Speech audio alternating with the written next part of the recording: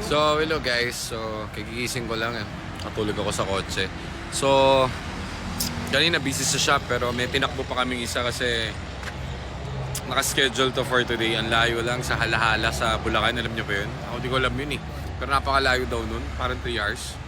So, syempre, bumiyahe na kami. Dala natin, kung maalala niyo yung EcoSport na 2017 yung kinuha natin sa Rizal, parang last week, yung color orange. So, ginawa na namin yung yung timing. Tiniming lang yun, retiming. So, yun yung issue nun, bago namin kuhanin. Kaso nga lang, ang problem, dalawa kasing orange namin. Parehas din 2017, identical. Ang nabunot pala namin nadalhin, yung pan-test drive. So, yan. So, ang nabitbit namin yung hindi pa namin tested. So, dito kami ngayon sa Antipolo sa taas. Minaman natin yung temperature. So, hindi pa naman tayo nag-overheat pero papunta na tayo sa overheat 100. Ilan yung 111. So, 111 yung temperature ng ating engine. So, dapat doon kapag EcoSport nasa 110 lang, di ba? Below. 110 below ang EcoSport. Ang Fiesta is 100 below. So, dahil lang 111, kahit na 1 lang ang pagitan, overheat ka na nun, hindi na natin hayaan mag-overheat to. So, ito yung orange, mali yung na pulot namin na mali yung na pick namin na sasakyan.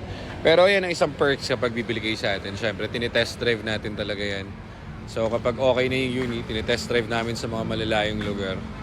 So, ito naman, di naman severe kasi may nagmo-monitor sa amin lagi kung ilang degrees na yung temperature. So, bago pa lang siya pumunta,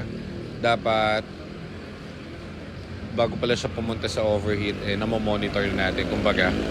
So, ito, ang max na temperature lang na kaya ng EcoSport is 110, tandaan nyo. So, hanggang 110 lang yan.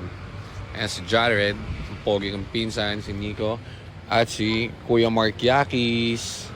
So, manmanan lang natin. Pero tingin ko sa bleed lang to. Bibleed lang namin, mainit pa kasi. So, bibleed natin yung... Ito yung sakit naman sa group. Asan yung ilaw? Ganun nga. Ganda ng ilaw natin, boy. Nag-warm pa yan. Nga, so, bibleed natin dito. Pinapalamig lang natin. Saan yung bleeder? Yung bleeder. Tapos, wala namang overflow dito. So, nakapatay yung fan. So, goods pa to. Basta tandaan nyo, 111 overheat na yan. 110, pag nag-110 kayo, delicates na yan. So, pag nag-120, yun ang overheat 120. So, huwag nyo hayaan umakyat.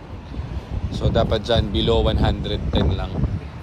Dapat dyan, 101 lang ha. Actually, kapag maganda yung bagong radiator mo, mga 100 lang dapat yan. Okay, so ganun lang siya dapat. Ngayon, ito, gusto lang natin, ayaw lang natin prevent yung ma-prevent lang yung overheat. So, try muna natin i-bleed. Tapos pag all goods na, diretso na tayo dun sa ating paroroonan. EcoSport din yung kukuhanin natin dun. So, remember guys, itong unit na to is binili namin na may issue. Na-retiming namin, hindi pa namin na-test. Namali lang kami ng kuha kasi identical yung isang ganito namin sa shops. So, hindi pala to yung isa naming EcoSport. So, waiting lang muna kami.